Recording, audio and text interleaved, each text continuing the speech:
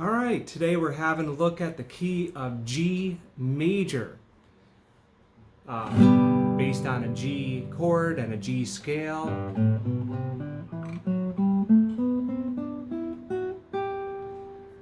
As opposed to a G minor, right? A lot different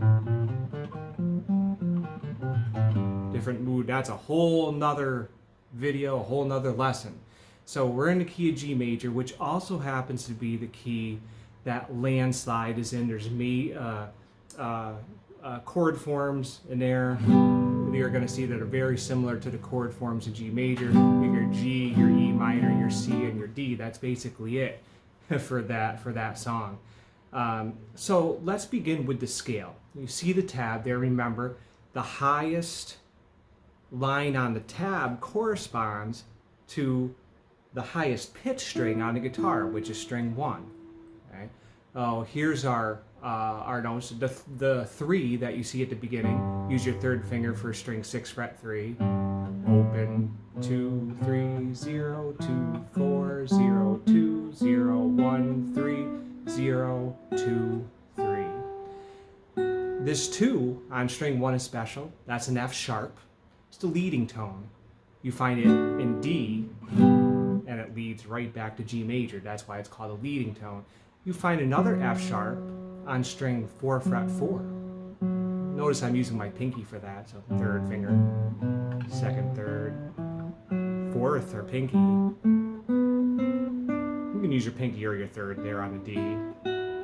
I use my pinky a lot. I'm a classically trained player, so that's just part of that deal. But your pinky on your left hand can be a secret weapon and open a whole new world of music and flexibility and dexterity to you. So I encourage the use of that if you're so inclined. So you're going to be familiar with all these chords. The 1 chord is G, and the reason these are called 1, 2, 3, 4, 5, 6, and 7 is because each one is based on the corresponding degrees in the scale. Now, your first note of the scale is G, so the 1 chord is G. The second note of the G scale is A, so the 2 chord is A minor.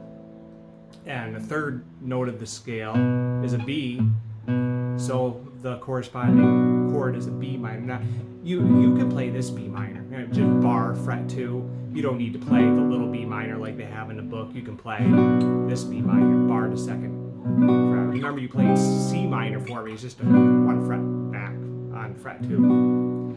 And notice there's a D7. The 5 chord is D7, right? D functions the same way there. It's just a little different flavor there, right? D, D7. It depends on what you want to play, but they both function the same way though. Okay, and then they give you some practice chord progressions. These are going to be kind of boring for you, but you can use them later to improvise using the G scale. I'll show you how to do that. So take, for instance, the first example, 3 strums per measure, G, G, G, C, C, C, G, G, G, D7, G, C, D7, and G. You could practice through those chord progressions just to get used to how chords are grouped in a key. That's the whole purpose of practicing these chord progressions. You're like, oh yeah, they all work together, and I seem to always start and end on G. That's establishing a key. That's establishing the key of G, and that's why you play through the chord progressions just to hear that tonality, to hear what the key of G is like. Okay, so practice all 3 chord progressions several times. Then I'll come back to those in a sec. Let's go down to the second page where it says scale and chord exercise. Play 3 ways. Strum the chords, play the notes, strum each chord 4 times, then play the notes written underneath the chord. Oh, okay. So this G major, you can strum the chords. I would get 4 strums per chord, like G, 1, 2, 3, 4, A, and then your B minor. Here comes your C, then D7, and E minor, and your F sharp diminished, or D7. It says you could use either one, and then your G. So for each of those chords, the little notes underneath, the little tabs underneath sound good with the chord. So your G, 1, 2, 3, 4. Right? It sounds good. Those notes sound good with a G chord, and then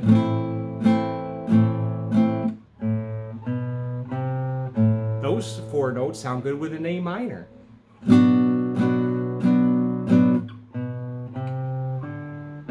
Those 4 notes underneath the B minor chord sound good with B, and so on. So try all of them. B7, E minor, F sharp's diminished chord, and G.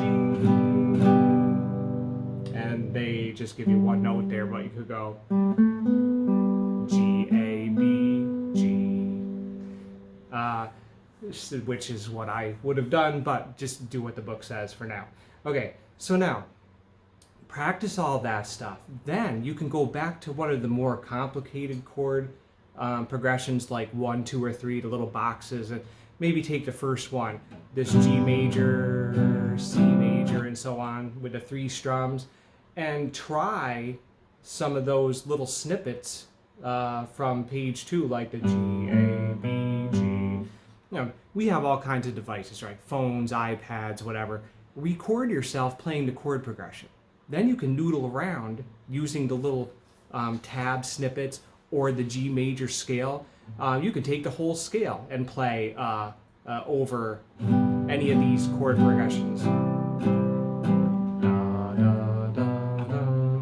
You play the whole darn scale, and then when you get good at that, play it backwards.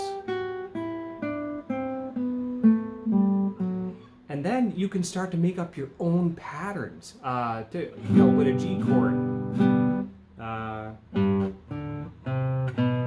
That's not anything in the book, but I'm only using the notes in the scale. G, D, C, B. All right, so does that work over a C major 7? Kinda, but